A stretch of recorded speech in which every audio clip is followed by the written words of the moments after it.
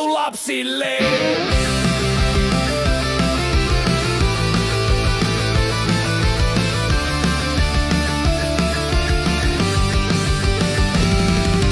Perhoset nauttii kesästä, miehet nauttii pesästä.